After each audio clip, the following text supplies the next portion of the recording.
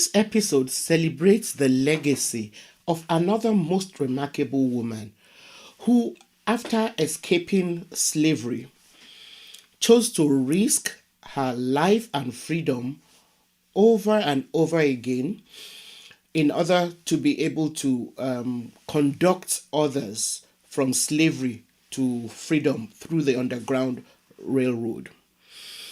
The legacy of care and commitment to improving the lot of all that she came across, that Harriet Tubman has left us, should continue to inspire not just people of African descent, but people of all races. Welcome to another episode of the Sankofa Pan-African series. Please, if you have not yet subscribed, take a moment to do so. Thank you.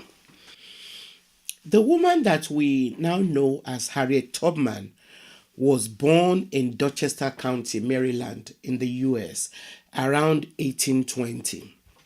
Her parents were slaves on a plantation. Her mother was Harriet Green and her father was Benjamin Ross. At birth, she was actually given the name Araminta, but later chose to adopt her mother's first name, Harriet, and the last name of her husband, Tubman, when she got married. According to accounts found, a horrible incident which occurred when young Harriet was 12 left a psychological and physical mark on her for the rest of her life.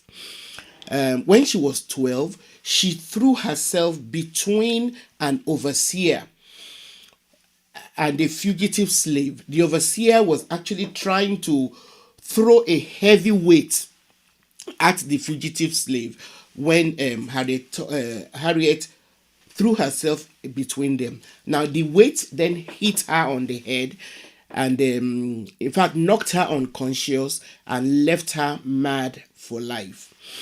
As a result of that incident, which broke her skull, it meant that she suffered from serious headaches and narcolepsy for the rest of her life. Some sufferers of narcolepsy experience sudden, uncontrollable urge to fall asleep, and then they also hallucinate. Now, Harriet Tubman had vivid visions and hallucinations which she interpreted or believed were religious visions because she was a staunch Christian. She was a little more fortunate than most other slaves in that not only did she know her parents, they were allowed for a while a certain semblance of family life. And so she had about 8 siblings and must have developed a sense of family. Unfortunately, slavery, being the evil that it was, would not let them continue to enjoy this semblance of a family life by leaving them together. So slavery forced the family apart when the owner of the plantation started selling off his slaves.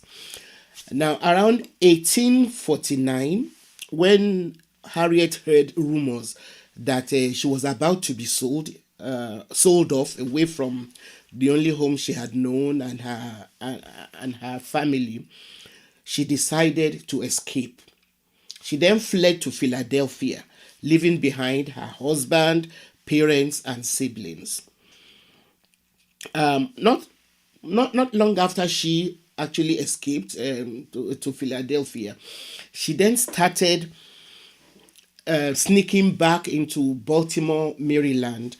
So she started conducting people to freedom through the Underground Railroad, starting with members of her family. So just what was the Underground Railroad? Well, some accounts say that the Underground Railroad system started gradually after a provision was made in an act of 1793. Other accounts say that the Underground Railroad system actually started after a few enslaved Africans in America first managed to escape to Canada by themselves. They then sent word back to their folk that freedom could be had in Canada or British North America, as Canada was also known at the time. Now, also, following the War of 1812, enslaved servants of U.S. military officers from the South brought back news to their folks at home that there were free people in British North America. As Canada, like I said, Canada at that time was also known as British North America.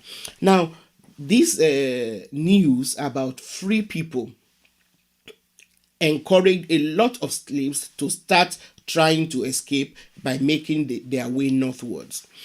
Now, the Underground Railroad system, as we all should know, was not a real railway system. Rather, it was a secret network of people who wanted to abolish slavery. And the Underground Railroad system was made up of people and safe places where fugitive slaves could take some refuge and then be conducted from one place to another in safety until they get to parts of the US where slavery had been abolished or British North America. Now, so abolitionists included free black people, escaped slaves, white and indigenous sympathizers. The Underground Railroad system was greatly strengthened by a group of abolitionists who were based mainly in Philadelphia, Pennsylvania. Within a few decades, the Underground Escape Network had grown into a well organized and dynamic system. The term Underground Railroad came into use around the 1830s. Back to Harriet Tubman, who was one of the most successful conductors of fugitives, of enslaved people to freedom.